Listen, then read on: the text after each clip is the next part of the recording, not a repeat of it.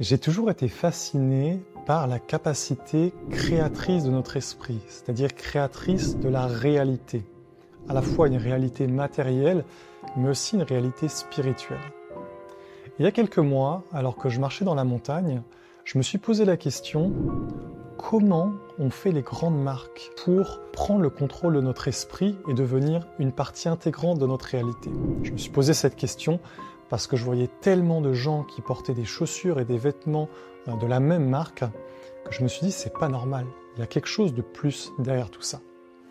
Alors dans cette vidéo, je vais explorer ce sujet et je vais vous amener ma vision, ma perception des choses sur comment les grandes marques font pour prendre le contrôle de notre esprit et pourquoi elles utilisent la puissance de l'esprit, le côté spirituel, pour avoir une réussite matérielle.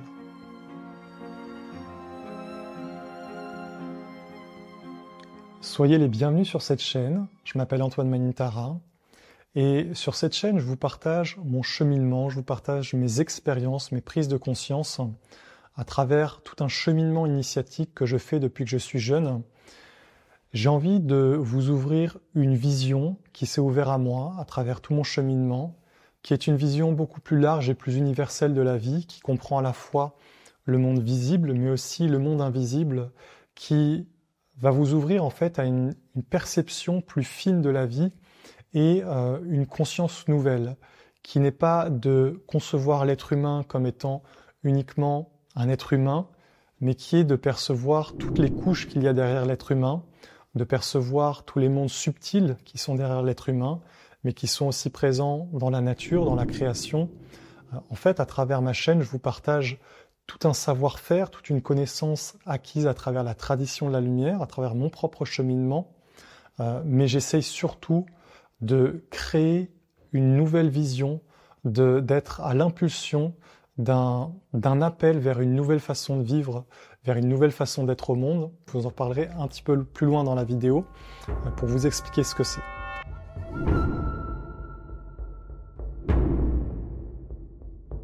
Alors, si on regarde juste avec les yeux extérieurs, qu'est-ce qu'une marque?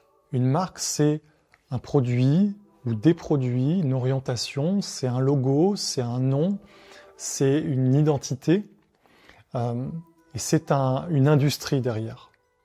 Mais ça, ce sont juste les yeux extérieurs, les yeux du corps. Si on regarde avec les yeux, la vision de l'âme, la vision plus subtile qui perçoit l'invisible, on perçoit qu'une marque, c'est une entité spirituelle. C'est une entité qui a été mise au monde par des êtres humains. Par le pouvoir créateur de l'esprit humain, chaque être humain est capable d'engendrer des mondes dans le monde invisible. Et une marque, c'est une création spirituelle de l'être humain. L'être humain, c'est le médiateur entre le monde invisible et le monde visible. Donc à partir du moment où il a une idée, qu'il est inspiré, et qu'il entre dans une forme de réalisation, il devient un créateur. Donc on peut avoir cette vision, cette perception qu'on est tous des créateurs de mondes invisibles. Mais qu'est-ce qui fait qu'une marque va devenir quelque chose de si grand comme on connaît aujourd'hui? On pourrait presque dire même que les marques sont des vraies religions aujourd'hui. Alors en fait, il y a derrière tout ça un processus spirituel qui est celui de l'incarnation d'une entité spirituelle, de sa création et de son incarnation. Prenez l'exemple d'une personne qui est passionnée par le sport. Étant emplie par sa passion, elle va avoir l'inspiration de quelque chose, bien souvent l'inspiration de créer quelque chose. Donc elle va se mettre en chemin. Elle va commencer à créer quelque chose. Ensuite, une fois que cette création est vivante, finalement, elle va se rendre compte que derrière tout ça, il y a tout un monde d'idées, un monde de valeurs, qu'il y a tout un avenir qui est contenu dans cette première inspiration. Alors, de cette première inspiration, de cette première création, va venir d'autres créations. Et de là est en train de se créer quelque chose dans l'invisible. C'est-à-dire qu'il y a un processus de réponse et de dialogue entre le monde visible et le monde invisible. C'est un processus que bien souvent, les êtres n'en sont pas réellement conscients, parce que ça se fait naturellement. Ça se fait comme dans la vie quotidienne, ça se fait parce qu'il y a une inspiration, parce qu'il y a une idée. Et l'idée, elle devient un projet. Et donc après ce projet, on commence à lui donner un nom, on commence à lui donner une image, un logo, on commence à lui mettre des valeurs. Et là, qu'est-ce qu'on fait? Quand des êtres humains font ça, ils sont en train de créer un troisième être. Parce que lorsque deux personnes s'assemblent, et je dis deux parce que finalement ça commence souvent comme ça, généralement les grands projets, les grandes œuvres commencent souvent de l'union de deux personnes, mais c'est valable si c'est 3, 4 ou 5. C'est jamais seul, c'est toujours l'union de plusieurs personnes. Quand il y a cette union, il y a la création d'un troisième être. Au début, ce troisième être, c'est juste vraiment une impulsion. Mais plus cette chose grandit, et plus on lui donne une réalité, et plus elle prend une existence dans le monde invisible. Et à travers ce processus, en fait, on peut comprendre que l'être humain sur la Terre est le père ou la mère de tout ce qui existe dans l'humanité. Mais que, en fait, tout ce qui existe dans l'humanité, ce sont des entités invisibles. Donc, nous sommes naturellement des mages. Nous sommes naturellement des créateurs. Mage voulant dire être un être qui sait donner une âme à un monde invisible, qui sait mettre en mouvement des forces subtiles. Donc, d'une certaine façon, la création d'une marque est de la magie. Ça fait quand même quelques mois que je médite sur ce sujet et je me suis rendu compte de quelque chose d'assez flagrant et je suis assez surpris que les gens n'aient pas conscience de ça en fait aujourd'hui. Ce que je me suis rendu compte, c'est que en réalité, les marques sont littéralement des religions. Elles sont littéralement bâties sur le même système que la religion. Et d'une certaine façon, c'est pas anormal parce que c'est un système qui est un peu universel. Vous voyez, les religions, elles se sont bâties là-dessus parce que c'est un peu comme ça que fonctionne l'être humain et c'est comme ça en fait qu'il s'est développé.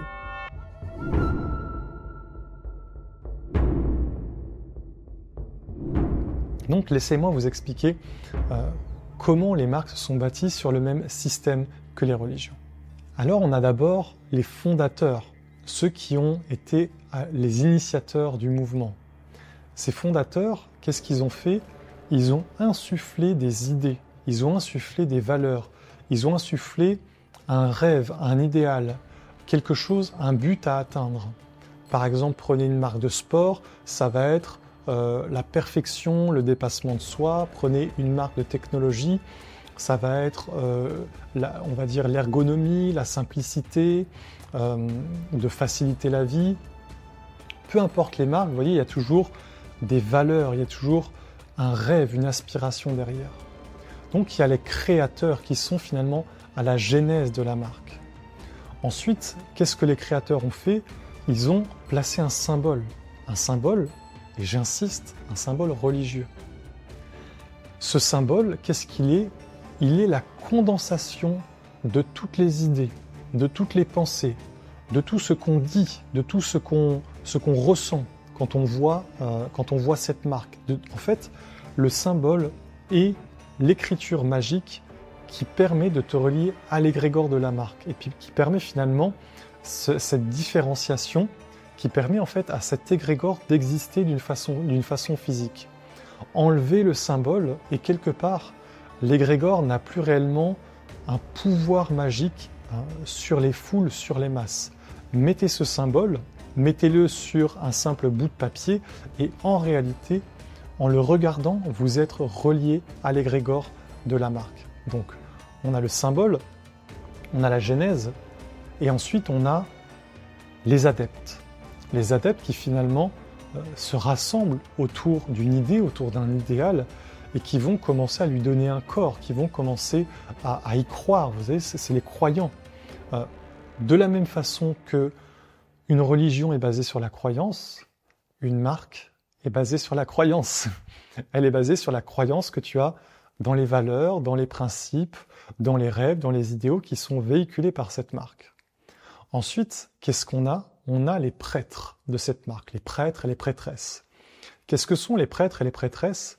Ce sont tous ceux qui sont entièrement convaincus par cette marque et qui, d'une certaine façon, donnent une grande partie de leur vie à cette marque. Alors ça peut être une ou plusieurs marques, hein, mais généralement, vous avez des gens qui vont être vraiment des prêtres, des représentants de la marque. Pourquoi je dis prêtre? C'est vraiment pour vous montrer le lien entre la religion et, on va dire, la magie qu'utilisent les marques, qui est une magie religieuse, pour en fait créer leur empire et vous maintenir à l'intérieur de leur empire, pour maintenir des millions, voire des milliards d'êtres humains à l'intérieur de leur monde et du coup avoir une certaine puissance sur la Terre.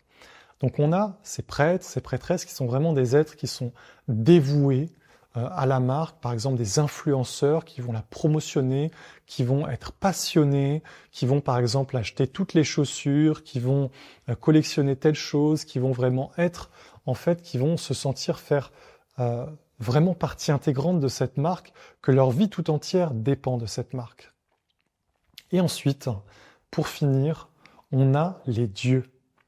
Et les dieux, ce sont les stars, ce sont les grands sportifs, les stars de cinéma, ce sont les égéries que les marques prennent pour les promotionner, en fait, pour qu'elles soient plus grandes, parce que pourquoi une marque va prendre par exemple un sportif pour la représenter? Parce qu'en définitive, ce sportif, il est connu, il a toute une aura, il a des millions d'yeux, des millions d'âmes sont tournées vers ce sportif. Donc, si ce sportif porte le vêtement de la marque, alors la puissance magique qui est tournée vers ce sportif, une partie de cette puissance est orientée vers la marque. Et donc la marque, quelque part, vole la puissance magique des sportifs. Alors, vole, c'est un bien grand mot. En tout cas, elle utilise la puissance magique des sportifs. C'est pas réellement du vol dans le sens que c'est consenti, qu'il y a un échange, mais on peut dire quand même que c'est une certaine forme de vol, parce que c'est l'idée en fait de détourner l'attention pour faire grandir son propre monde. Donc, on est à ce niveau-là en fait vraiment dans une structure qui a été quelque part qui a été récupérée de la religion, qui a été récupérée des anciennes traditions, des anciennes civilisations. Prenez toutes les anciennes civilisations et vous verrez cette même structure. Mais là, ça a vraiment été mis pour en fait un monde qui est totalement matérialiste, qui est sans âme réelle, qui n'a pas de réel lien avec une intelligence de l'esprit, d'une intelligence de l'éternité, de la beauté. Bien sûr, il y a des valeurs qui sont véhiculées, il y a des idées, des rêves qui sont beaux, qui sont véhiculés à travers les marques, oui, on est d'accord. Mais la finalité de tout ça, c'est pas en fait une ouverture et une libération des êtres, c'est pas un chemin de la libération de l'âme, c'est pas un chemin de la vie intérieure, c'est un chemin, en fait, on pourrait dire, c'est la réincarnation des religions dans le côté matérialiste.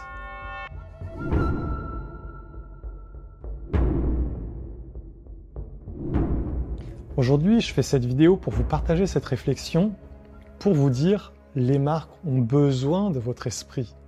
Pourquoi elles ont besoin de votre esprit? Parce que sans vous, elles n'existent pas. Sans vous, elles n'ont aucune force. Sans vous, elles n'ont aucune puissance. Elles ne peuvent pas exister. Et c'est ça qui, pour moi, est aujourd'hui tellement important de vous transmettre, de vous montrer, de vous ouvrir à cette réalité que vous êtes ceux qui décidez.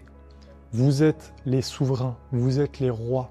Vous êtes ceux qui décidez de l'avenir, de votre avenir à vous, mais aussi de l'avenir de la Terre et de l'humanité. Alors aujourd'hui, quand on voit la Terre et l'humanité qui vont dans une direction que l'on pense qui n'est pas la bonne, on ne peut que s'en vouloir à nous-mêmes, parce qu'en réalité, nous sommes les créateurs de ce monde. Et c'est nous qui faisons les choix, les décisions. Alors, les marques, elles ont besoin de votre énergie à 2 niveaux. Le premier niveau, elles ont besoin de votre énergie spirituelle. Elles ont besoin que vous rêviez à elles. Elles ont besoin en fait que vous soyez par exemple émerveillé devant quelqu'un qui a des belles chaussures d'une telle marque, devant quelqu'un qui a un beau téléphone d'une autre marque, devant quelqu'un qui a une voiture d'une telle marque, Parce qu'en réalité, lorsque vous vous émerveillez, vous nourrissez l'égrégore. Vous vous reliez à lui et vous donnez une partie de votre âme. Vous voyez, l'émerveillement, c'est quelque chose qui crée une énergie à l'intérieur. Et cette énergie, une fois qu'elle est créée, elle va quelque part. Elle va vers ce vers quoi vous vous émerveillez. Si vous vous émerveillez devant le soleil, devant la nature, devant une montagne, cette énergie, c'est la mer qui la récupère et elle est dans l'ordre universel. Si vous vous émerveillez devant une marque en particulier, votre énergie, elle va pour nourrir l'égrégore de cette marque. C'est aussi simple que ça. Ça, c'est la première forme d'énergie qu'elle a besoin. C'est pour ça que les marques investissent tellement d'argent dans la publicité, parce que dans la publicité, elle capture votre œil, elle capture vos oreilles et vos sens. Et lorsque vos sens sont capturés, alors, quelque part, même quand on ne le veut pas, ils vont nourrir une partie de leur monde parce qu'ils ont réussi à capturer une partie. Alors, ce que les marques, elles adorent, c'est quand elles ont des fans. Ça, elles adorent les fans parce qu'en fait, les fans, ils donnent vraiment une grande quantité d'énergie à elles, à ces égrégores. Et donc, ces égrégores peuvent être de plus en plus forts, de plus en plus puissants. Et bien sûr, la deuxième forme d'énergie que les marques ont besoin, c'est votre argent. C'est le côté financier. Elles veulent que vous achetiez. C'est pas qu'elles veulent, c'est qu'elles ont besoin que vous achetiez pour être puissantes. Parce que qu'est-ce que c'est l'achat? L'achat, c'est un vote. L'argent, c'est de l'énergie condensée, matérialisée. Quand vous achetez quelque chose, vous votez pour un monde. Vous donnez l'existence. Vous apportez quelque part votre puissance créatrice à ce monde. Et vous le faites d'une certaine façon en connaissance de cause. Alors si vous n'êtes pas conscient de ces mécanismes, soit.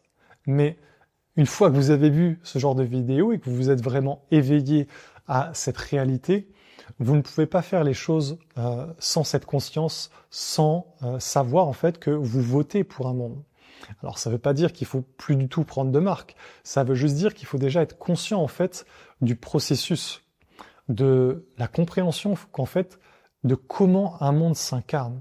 Moi, si je vous partage ça, c'est pour vous montrer en fait comment de quelque chose qui est presque rien, par exemple prenez une marque de vêtements que je vais montrer à l'écran, qui il y a 60 ans, 70 ans, n'était rien. C'était juste un prof d'athlétisme et un élève qui se sont associés et qui se sont dit « Ah ouais, ce serait cool de vendre des chaussures et tout ça, ce serait bien de faire ça, ça, ça. » Mais ce que je veux vous dire, c'est que c'était rien. C'est-à-dire que de ce rien, on peut créer quelque chose d'immense. Le pouvoir de notre esprit est absolument extraordinaire. Et lorsqu'on le met au service de quelque chose de matériel, eh ben, ça devient quelque chose de grand matériellement. Mais imaginez si on met ce même pouvoir au service de quelque chose de grandiose, de divin, d'éternel. Mais on peut faire des grandes choses sur la terre.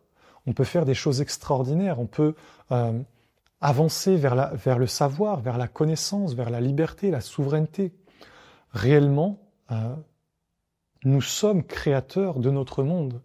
Et pourquoi je vous partage cette vidéo sur les marques et sur la puissance des marques, c'est pour vous montrer que, à travers ça, on a choisi de créer un univers matériel. Est-ce que c'est négatif? Pas forcément. Mais moi, c'est pas mon choix. C'est pas le monde que je veux voir dans le futur. Je veux voir un monde de lumière apparaître. Je veux voir un monde sacré, un monde de vérité, un monde d'éternité, un monde de loi universelle, de sagesse éternelle s'incarner. Et ça, c'est possible. C'est possible lorsque l'on est conscient de ce pouvoir créateur de l'esprit et que ce pouvoir, il est orienté vers des œuvres divines, vers des œuvres qui ont un sens universel, un sens sacré et éternel, et pas simplement pour vivre sur la terre, bien, dans le monde matériel, et avoir une vie matérielle correcte, agréable. À travers cette série de vidéos que j'ai fait sur les pouvoirs de l'esprit, où j'ai parlé dans la précédente vidéo des religions, et avant j'ai vraiment parlé de cette capacité que l'on a à créer la réalité. Je vous invite à aller voir, je mettrai les liens dans la description si vous ne les avez pas vus. Ce que je veux vous montrer, c'est que on est des libres créateurs, vraiment. Et dans votre vie, soyez conscient que c'est vous qui décidez de votre vie. C'est vous qui décidez avec quel égrégore vous vous associez. C'est vous qui décidez à qui vous donnez votre énergie à la fois spirituelle mais aussi matérielle. C'est vous qui donnez l'autorité à quelqu'un d'exister, à un être visible ou à un être invisible, spirituel. Une marque est fondamentalement un être spirituel. Et pourquoi les marques existent? Parce que des millions d'êtres humains donnent l'autorité à cette marque d'exister par leur attention, par leur admiration, par leur financement. Ces êtres disent à cette marque « Oui, tu es digne d'exister et je te finance, je vote pour toi et pour l'avenir que tu portes. » Alors, si comme moi, vous aspirez à quelque chose d'autre que l'industrie, la technologie, une vie uniquement dans la réussite matérielle, personnelle, l'individualité, la personnalité, vous voyez toute cette civilisation qui est devenue quelque chose, une sorte de cancer pour la Terre et l'humanité. Si vous êtes comme moi, vous aspirez à un autre monde, vous aspirez à un avenir divin, à un avenir sacré. Et moi personnellement, c'est ce pourquoi j'ai toujours œuvré.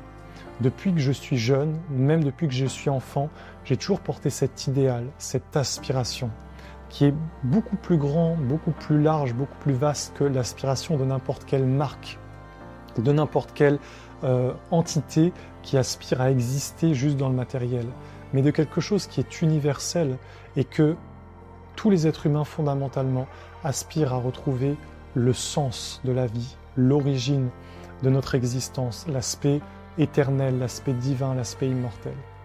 Alors, j'aimerais vous partager un projet qui va dans ce sens-là, un projet que je suis en train de créer, de mettre en place, qui s'appelle La Vie Nouvelle.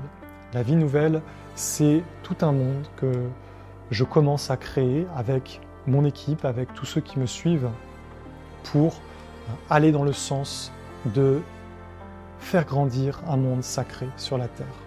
Moi, je suis un Essénien, j'ai été formé et éduqué dans tout ce savoir-faire, dans toute cette tradition, et mes initiations m'ont permis de comprendre que si j'étais sur la Terre, c'était pas pour rester passif, mais c'est pour œuvrer, pour réaliser et pour bâtir quelque chose qui va vers le divin. De ne pas attendre, de ne pas souhaiter, de ne pas croire que ça va se faire tout seul.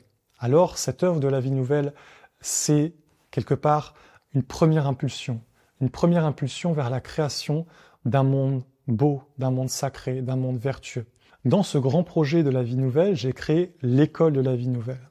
Et l'école de la vie nouvelle, c'est une école de formation à la connaissance de soi, au monde subtil, à l'éveil de la vie intérieure, l'éveil des sens, à la reprise en main de sa vie, à la souveraineté intérieure, au fait de récupérer sa royauté, sa divinité, sa souveraineté originelle. Mais c'est aussi une communauté donc d'êtres qui ont cet idéal de vie et qui veulent créer ensemble, qui veulent œuvrer, qui veulent bâtir. Et donc j'ai ouvert 2 espaces. Un espace qui est ouvert à tous, qui est gratuit, c'est-à-dire qui est vraiment pour tous ceux qui souhaitent découvrir. Et dans cet espace, vous trouverez de nombreux enseignements, des livrets à thème, des pratiques, des méditations, des mouvements, une sagesse vivante. Vous trouverez énormément de choses pour découvrir tout ce savoir-faire. Ensuite, il y a la partie intérieure de l'école de la vie nouvelle, qui est vraiment un espace de formation qui s'adresse à des personnes qui sont vraiment prêtes à se former, qui veulent entrer dans un travail sur eux. Et cet espace, il est accessible par un don, par une donation, qui va en fait permettre de créer tout ce projet et de faire apparaître des œuvres grâce à toutes les donations qui seront faites et qui vous permettra de vous former et d'être relié dans une communauté d'êtres qui travaillent sur ce chemin et qui veulent œuvrer pour un autre avenir. Vous pouvez voir dans la description, j'ai mis les liens pour que vous puissiez vous inscrire à cet espace gratuit, mais vous avez aussi l'espace intérieur si vous le souhaitez, avec la description de ce qu'est l'école de la vie nouvelle. Voilà, j'espère que vous avez apprécié cette vidéo, j'espère que vous appréciez tous les enseignements que je vous partage sur cette chaîne et aussi sur mon autre chaîne Sagesse Essénienne. Je suis vraiment très heureux de vous faire tous ces partages. Dans la prochaine vidéo, je vais vous parler de l'identité nationale et de comment on s'est fait emprisonner dans l'identité nationale, comment en fait notre esprit a été condamné à ne vivre que pour l'identité d'une nation, que pour un égrégore qui n'est pas au service d'un monde de lumière, d'un monde d'éternité, mais qui nous a finalement enfermés à nous dire voilà, je suis un Français, je suis un Américain, je suis telle chose, et qui finalement nous sépare de la grande réalité universelle. Donc ça, c'est quelque chose qu'on va aborder dans la prochaine vidéo.